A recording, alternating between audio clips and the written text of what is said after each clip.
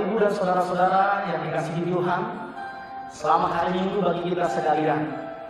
Saya percaya kita semua dalam keadaan sukacita, walaupun sampai hari ini kita masih tetap beribadah di rumah. Hari ini Minggu ke-8 sesudah Pentakosta, 26 Juli 2020, kita akan beribadah, kita akan memuji Tuhan. Bapak Ibu, kami persilahkan untuk mengambil waktu teduh berdoa dalam hati masing-masing.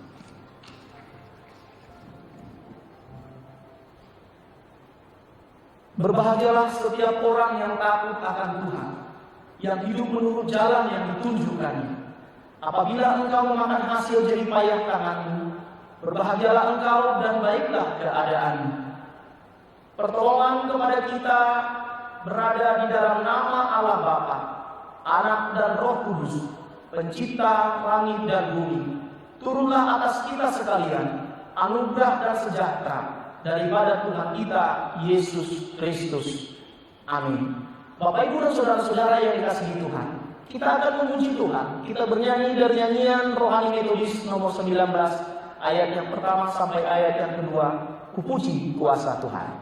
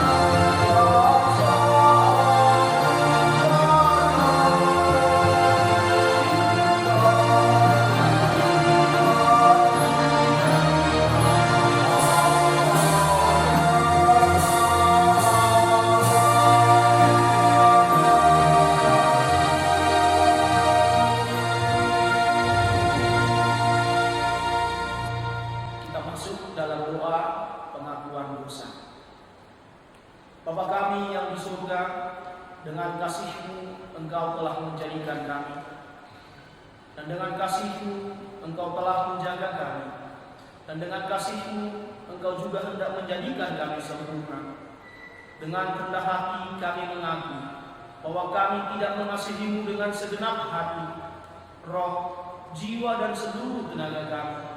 Kami juga tidak mengasihi sesama kami manusia, sebagaimana Kristus telah mengasihi kami. Memang Engkau hidup di dalam kami, tetapi nafsu kami telah membuat kami lupa akan kehendak-Mu.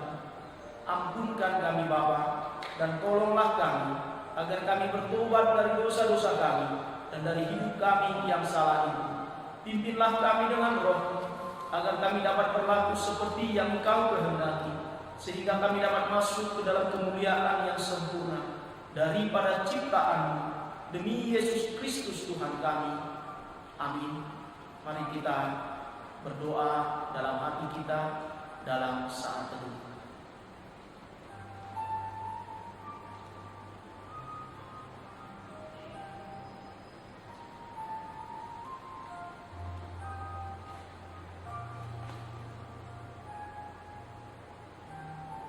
Ayat penyegaran iman bagi kita di minggu ini. Oleh sebab itu, takutlah akan Tuhan dan beribadalah kepadanya dengan tulus, ikhlas, dan setia. Jauhkanlah Allah yang kepadanya nenek moyangmu telah beribadah di seberang sungai Efrat dan di Mesir, dan beribadahlah kepada Tuhan. Kita lanjutkan dengan doa Bapa kami. Bapa kami yang di surga, dikuduskanlah namamu, datanglah kerajaan-Mu, jadilah kehendak-Mu di bumi seperti di surga.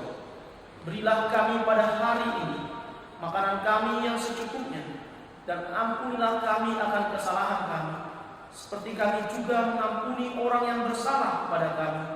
Dan janganlah membawa kami ke dalam pencobaan, tetapi lepaskanlah kami daripada yang jahat, karena Engkaulah yang mempunyai kerajaan dan kuasa dan kemuliaan sampai selama-lamanya. Amin. Bapak Ibu, mari kita lanjutkan dengan pengakuan iman rasuli. Bersama bersama-sama kita mengucapkannya. Aku percaya kepada Allah Bapa yang Maha Kuasa, Khalik langit dan bumi, dan kepada Yesus Kristus, Anaknya yang tunggal Tuhan kita, yang dikandung daripada Roh Kudus, lahir dari anak darah Maria, yang menderita di bawah pemerintahan Pontius Pilatus, disalibkan, mati dan dikuburkan, pada hari yang ketiga bangkit pula dari antara orang mati, naik ke surga, duduk di sebelah kanan Allah, Bapa yang Maha Kuasa, dan akan datang dari sana untuk menghakimi orang yang hidup dan yang mati. Aku percaya kepada Roh Kudus, gereja yang kudus dan am, persekutuan orang kudus, pengampunan dosa, kebangkitan daging, dan hidup yang kekal. Amin. Kita akan menyambut kebenaran firman Tuhan yang akan disampaikan oleh hambanya Bapak Pendeta Zimanuru. Bapak Ibu, saudara-saudara yang dikasihi Tuhan, kita sambut firman Tuhan dengan bernyanyi dari nyanyian rohani metodis nomor 90 ayat yang pertama sampai ayat yang kedua, Tabur Waktu Pagi.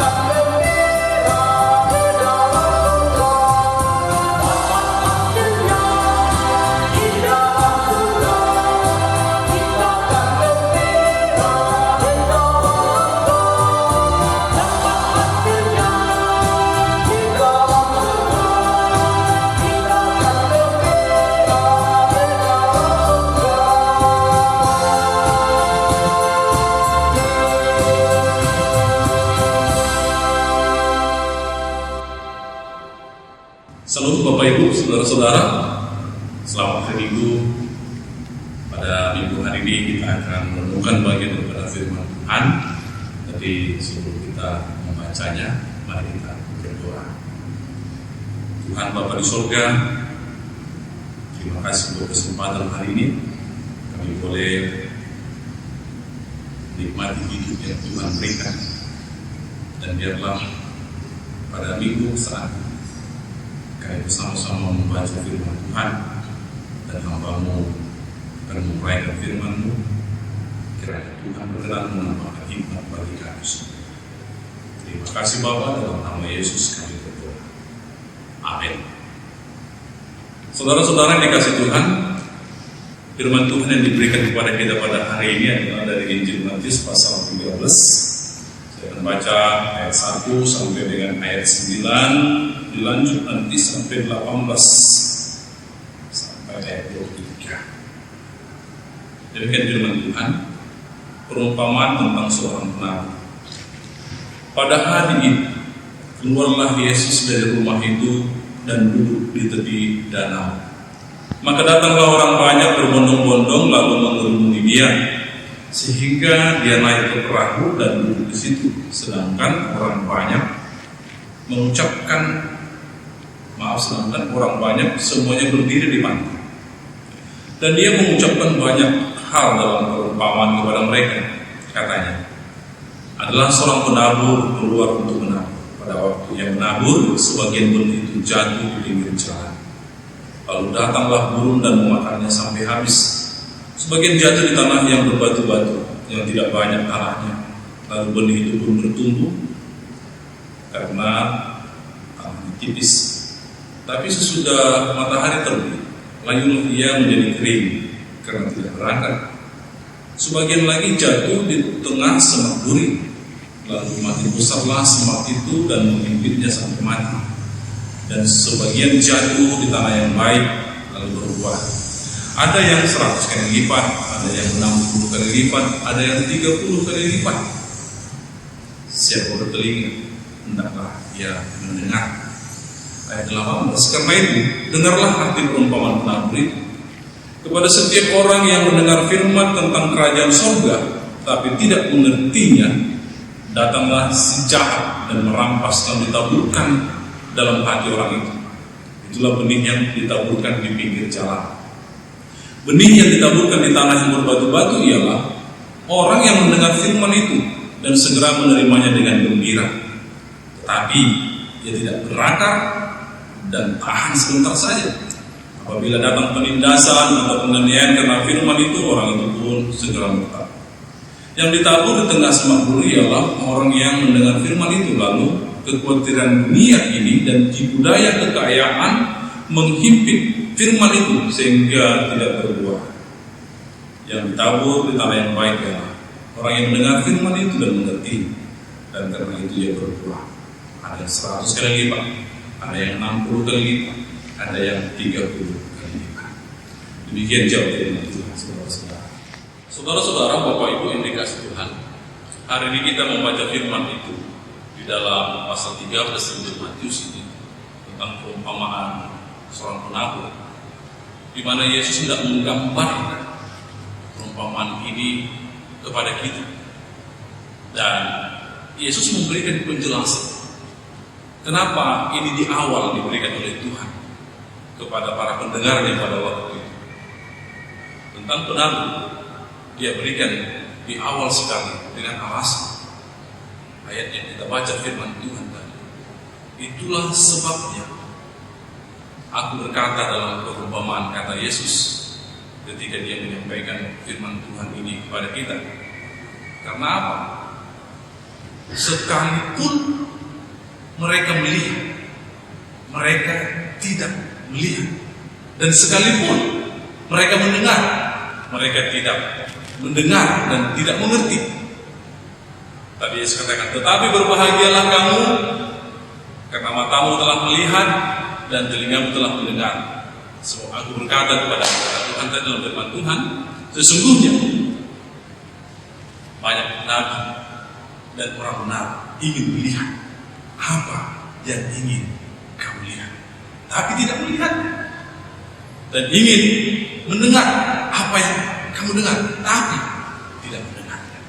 Nah, itu ayat 13, 16 dan 17. Dengan kata lain, Bapak Ibu Saudara-saudara, mendengar kisah ini hendak memberitahukan kita seberapa antusiasnya kita terhadap Injil Yesus Kristus. Yesus menggunakan perumpamaan ini untuk mengikat kita pada 7 perumpamaan yang menyusul nantinya. Itu semua tentang kerajaan Allah yang merujuk tentang karakter Allah dan bagaimana Allah mengungkapkan karakter itu kepada mereka yang mengenalinya. Itu sebabnya perumpamaan ini mencerminkan kembali kepada kita tentang kemampuan nalar kita untuk memahaminya. Sepanjang Matius pasal 13, Yesus selalu berkata, Bapak Ibu, Siapa bertelinga, hendaklah mendengar. Dengan kata lain, kisah ini akan menumbuhkan orang-orang yang dapat memahami.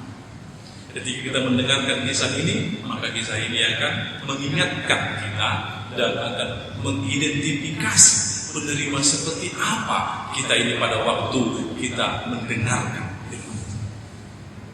Saudara-saudara, kedalaman pemahaman kita tergantung pada keinginan kita untuk diubah oleh apa yang kita dengar. Misalnya kita bisa saja mengambil dan memahami kisah ini dengan penilaian kita sendiri. Misalnya, benih sudah ditabur, biarlah benih itu sendiri yang menentukan seberapa baik benih itu. Atau kita dapat mencoba untuk memberi makna pada bagian-bagian tertentu perumpamaan ini dengan mengatakan penabur adalah Allah, benih adalah firman Allah, Injil Yesus, dan tanah adalah hati kita. Dengan menggunakan penafsiran ini Bapak Ibu dan penjelasan Yesus yang diberikannya tentang kisah ini, kita mungkin berpikir bahwa intinya adalah melakukan segala yang kita bisa untuk menjadi tanah yang baik. Tapi ada masalah dengan pendekatan.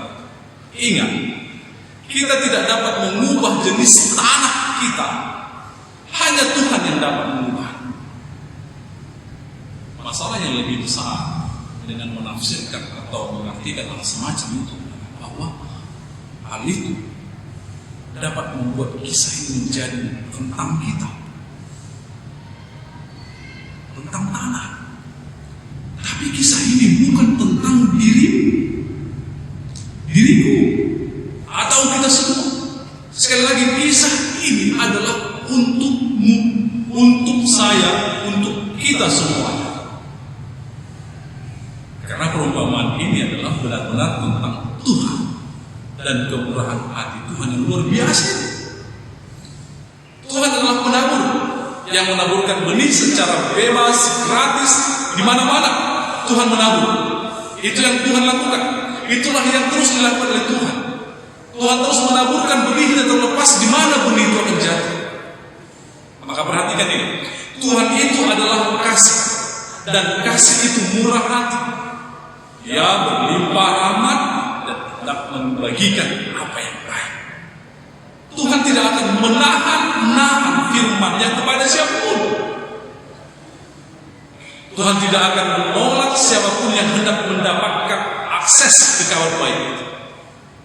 Tuhan menabur dengan bebas, bahkan dengan cuma-cuma, dengan gratis.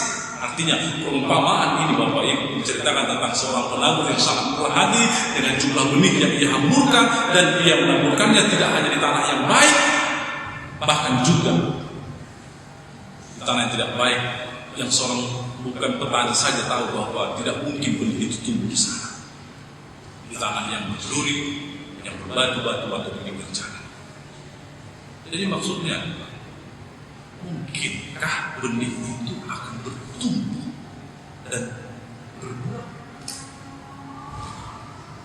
Tuhan tidak menggunakan istilah kita sekarang traktor yang bisa digerakkan oleh komputer supaya membuat baris tanah yang rapi, sempurna, atau dengan hati-hati dia memasukkan benih itu pada kedalaman tanah yang tepat, sehingga nantinya benih itu dapat tumbuh dengan baik. Tidak. Allah bahkan menghamburkan kabar baik kerajaan Allah secara bebas, bahkan di tempat di mana benih itu tidak mungkin untuk tumbuh dan berbuah. Nah, saudara-saudara yang dikasih Tuhan, Tuhan menaburkan di mana-mana, maksudnya baik di jalan setapak, di pinggir jalan, di tanah yang berbatu, di antara semak berduri, atau di tanah yang bagus. Kabar baik tidak dapat ditahan-tahan oleh Tuhan. Dan Tuhan tidak membedakan antara tanah yang baik dan tanah yang buruk. Tuhan menaburkan benih dan itu kemana-mana. Ia menyebarkannya ke seluruh dunia dengan tujuan untuk mengubah orang yang dapat menerimanya. Saudara-saudara melihat benih hanya bisa tumbuh ketika benih itu berhenti sebagai buah. Benih harus mati, harus membuka cangkangnya untuk menjadi sebuah tanaman. Sama seperti Allah yang mendobrak dunia kita ini dengan kehadiran Yesus Kristus dan Yesus yang mati di kayu salib untuk kita, untuk hidup manusia yang dikasihi Dia tadi. Dengan kematiannya itu maka bertumbuhlah kepercayaan manusia kepada Allah. Saat benih itu tumbuh, saudara-saudara, artinya benih itu bukan lagi benih. Benih itu akan menjadi tanaman yang menghasilkan lebih banyak benih nantinya. Perumpamaan ini sekaligus mengingatkan kita tentang bagaimana kita memahami firman itu dan menyerapnya ke dalam hidup kita. Seberapa baik telinga kita disetel untuk mendengarnya, sehingga hal itu akan menentukan sejauh mana firman itu dapat mengubah kita menjadi tanaman berbuah yang menghasilkan secara berlimpah. Apakah kita bersedia? Apakah kita bersedia membiarkan Kristus membuka cangkang rasa hati kita dan mengubah kita menjadi seorang yang baru, seorang yang hidupnya menunjukkan kemurahan hati dalam kasih karunia Allah yang berlimpah. Nantinya ketika kita mendengarkan perumpamaan Yesus lainnya, bagaimana perumpamaan itu akan mengingatkan tentang diri kita, bagaimana telinga kita akan mendengarnya, bagaimana kita akan berubah ketika kita menemukan diri kita ditarik di dalam kisah Allah itu, atau ketika Allah mengundang kita untuk menjadi bagian dari dirinya. Seberapa besar keinginan kita untuk diubah oleh kisah itu menjadi sesuatu yang belum pernah kita alami sebelumnya. Karena setiap minggu para pengkhotbah menyebarkan Injil, firman Tuhan, sungguh-sungguh tanpa ada jaminan di mana atau bagaimana firman itu akan jadi, akan mendarat. Itu mungkin didengar oleh orang yang sedang mencari-cari kebenaran Tuhan, mungkin saja itu jadi ke sana. Atau itu mungkin akan didengar oleh orang-orang yang sedang mengalami krisis di dalam hidupnya. Mungkin juga firman yang didapatkan mereka itu akan mendarat di antara mereka yang menganggap gereja sebagai jejaring sosial baginya untuk bertemu dan terhubung dengan orang-orang lain, teman-teman. Mungkin firman itu juga akan jatuh mendarat bagi orang yang haus akan firman Tuhan, yang ingin menyembah Tuhan di dalam semangat kekudusan. Tapi setiap pengkhotbah Bapak Ibu tahu bahwa tidak peduli seberapa cermat, seberapa baik khotbah yang ditulis itu, tidak peduli berapa banyak doa dan pembelajaran yang telah dicurahkan untuk membagikan firman Tuhan itu, kemungkinan yang akan berakar tidak lebih banyak daripada benua yang Yesus jelaskan di dalam perumpamaan. Namun sekarang kita semua dipanggil untuk menanamkan benih Injil. Bahkan kita dipanggil untuk menanggung kekecewaan, sakit hati, frustasi ketika firman yang kita sampaikan ini jatuh di tanah yang berbatu-batu, penuh dengan rumput, duri, bahkan malam.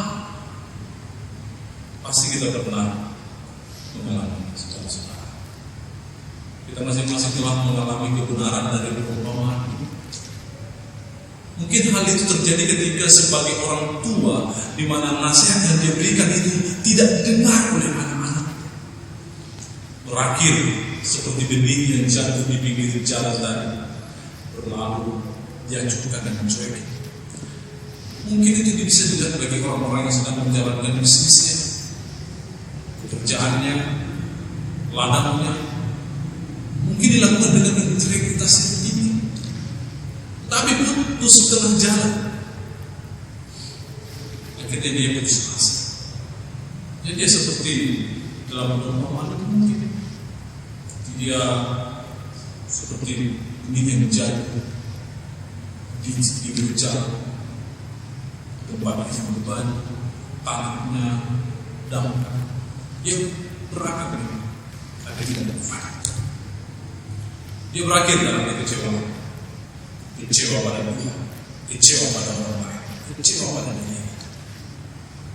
Akhirnya dia putus asa. Mungkin ini bisa juga kita lihat dari setiap orang yang diliputi kekhawatiran atau terperangkap di dalam hal kebutuhan hidupnya, mengenai cinta kasih dan kebutuhan akan uang. Dia bisa berakhir seperti benih yang jatuh di antara rumput liar, semak duri.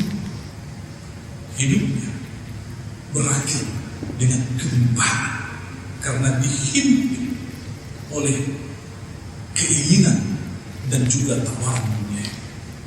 Tetapi perumpamaan ini mengingatkan kita bahwa kita tidak sendirian di dalam perjuangan. Tuhan bersama kita. Perumpamaan ini juga mengingatkan kita untuk tetap fokus pada sesuatu misalnya. Kita sebagai gereja, kita mungkin telah menginvestasikan waktu, energi, dan harapan dalam mencoba membujuk pertumbuhan kehidupan orang-orang yang tidak ingin bertumbuh dalam iman. Boleh dikatakan bahwa kita telah menyia-nyiakan sumber daya upaya yang berharga, dan akhirnya putus asa ketika melihat benih yang kita tabur itu tidak berakar, tidak tumbuh. Perumpamaan ini juga mengingatkan kita bahwa penabur tidak perlu melakukan dosa. Penabur dapat menerima kenyataan bahwa sejumlah benih yang dia taburkan itu akan jatuh di tanah yang tidak baik, di tanah yang buruk. Tapi penabur terus menabur.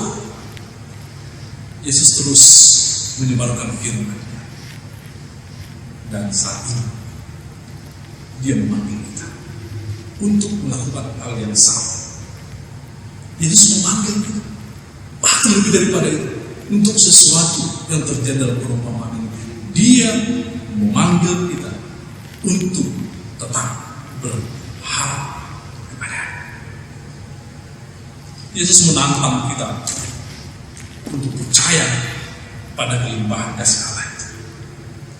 Lihat, kisah ini bisa juga berakhir dengan panen yang berlimpah. Ada yang 10 kali lipat, ada yang 100 kali lipat katanya. Dia berlimpah dari tanah yang baik. Kisah ini dipenuhi dengan janji kelimpahan itu saudara-saudara. Bahkan kita akan berkelimpahan dalam hidup ini ketika kita menghadapi penolakan dan kenyataan sulit yang kita lalui. Beberapa dari kita mungkin mengharapkan suatu kelimpahan. Pengalaman kita dalam hidup ini pasti sama, bahwa manusia pada umumnya tidak pernah mengenal arti kata cukup. Tidak cukup kasih, tidak cukup belas kasihan, tidak cukup sukacitalah, tidak cukup kasih karunia dan lain sebagainya.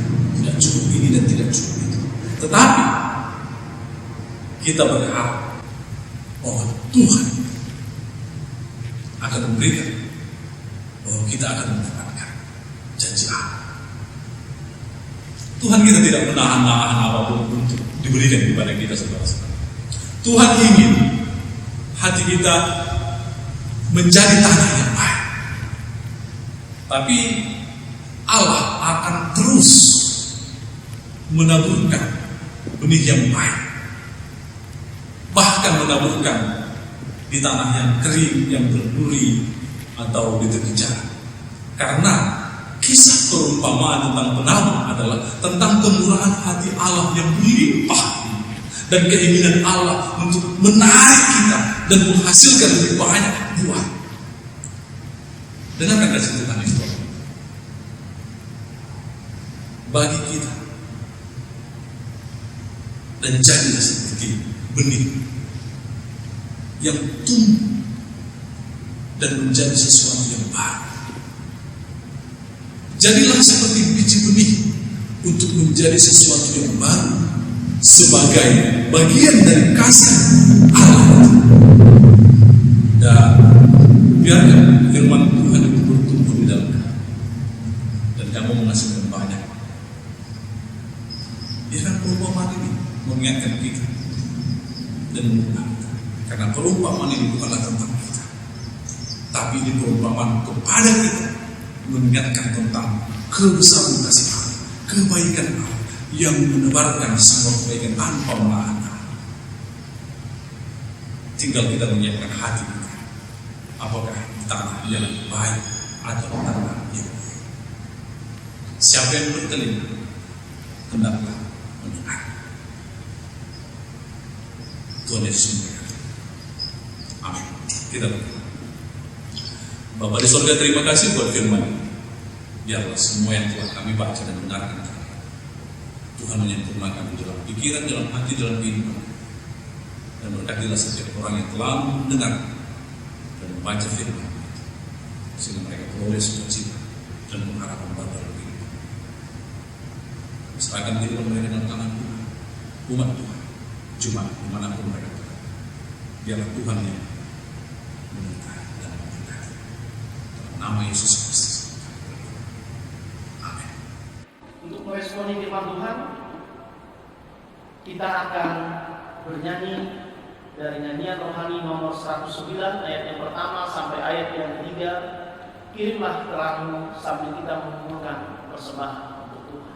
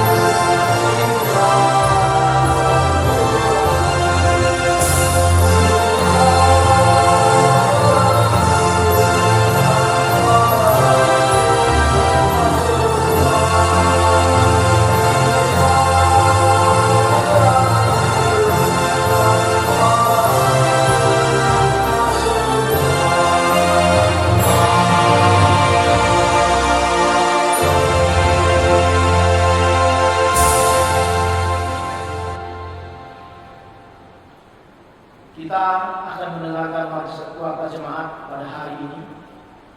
Kegiatan-kegiatan pelayanan sepekan belum dapat kita lakukan.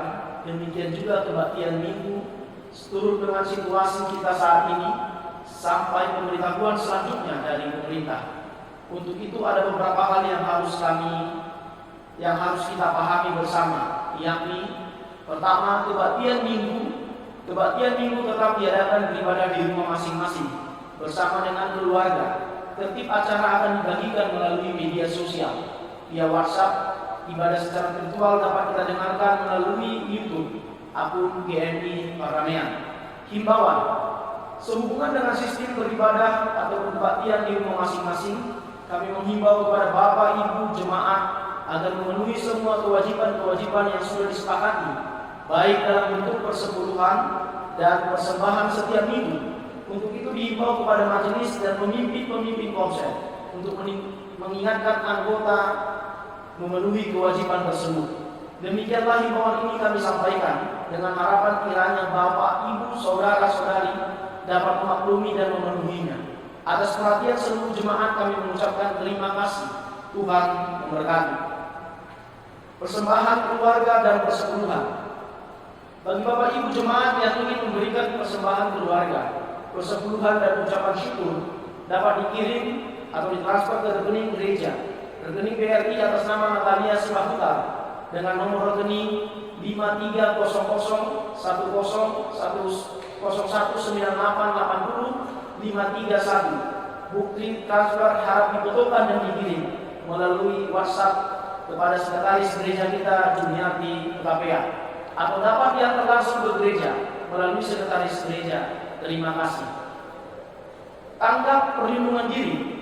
Dihimbau kepada jemaat agar tetap menjaga kesehatan diri dan keluarga dan senantiasa mematuhi himbauan dan arahan pemerintah dengan bersabar, waspada dan tetap berdoa, menjaga pola makan dan minuman, mencuci tangan, menjaga kebersihan pakaian dan perlengkapan lainnya, menghindari tempat-tempat keramaian dan mengikuti arahan pemerintah. Kita akan berdoa syafaat. Bapa di dalam surga, kami bersyukur, kami berterima kasih kepada-Mu ya Tuhan. Hari ini kami masih Engkau perkenankan mengikuti ibadah minggu. Walaupun kami beribadah dari rumah kami masing-masing ya Tuhan, tapi kami percaya Tuhan, Engkau ada bersama-sama dengan kami.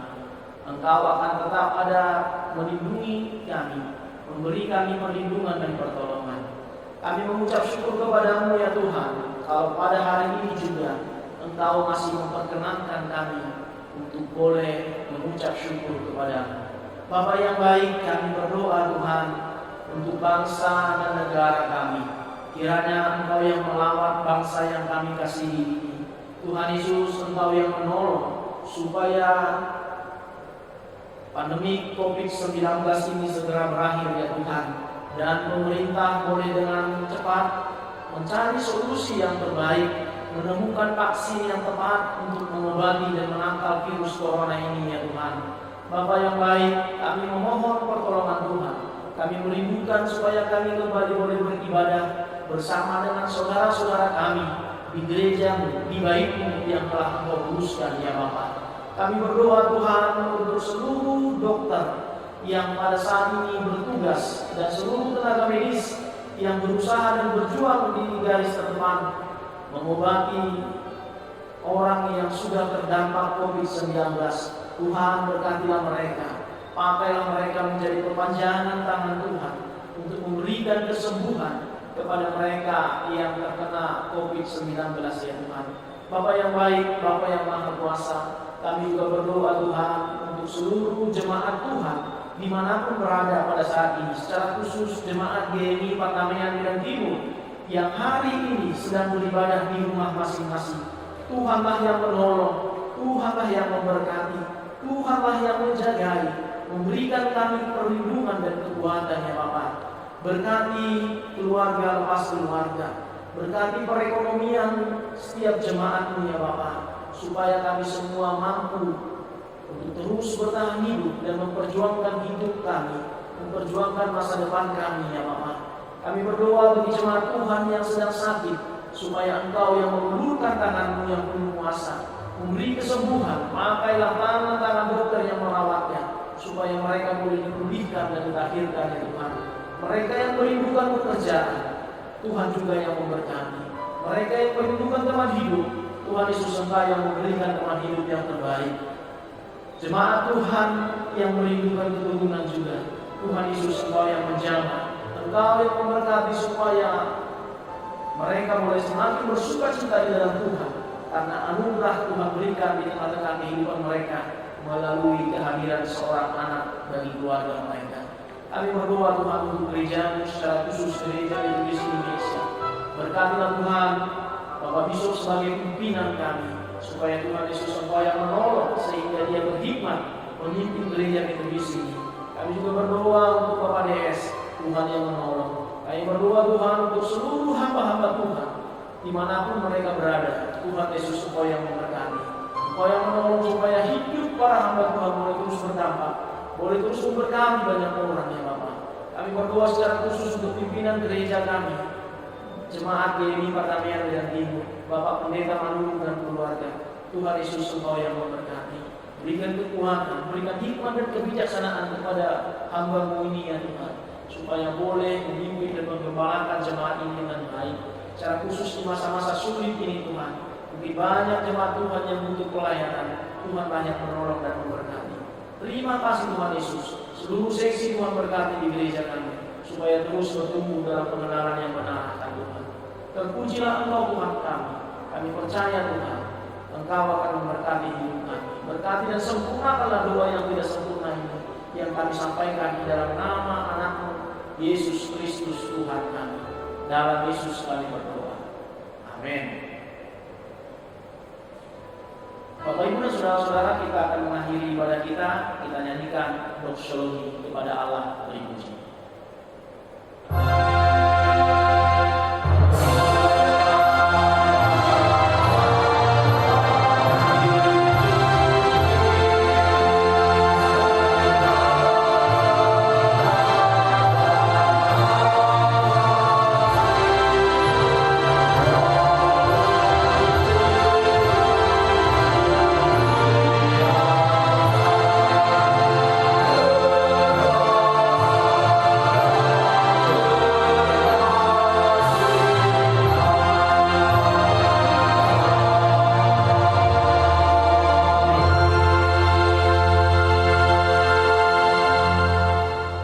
Saudara-saudara, terimalah berkat dari Tuhan. Maka anugerah dari Tuhan kita Yesus Kristus di dalam pengasihan Allah Bapa di surga dan dalam persekutuan dengan Roh Kudus, itulah yang menyertai, yang melindungi, memberkatimu sejak besok bahkan sampai selama. Amin.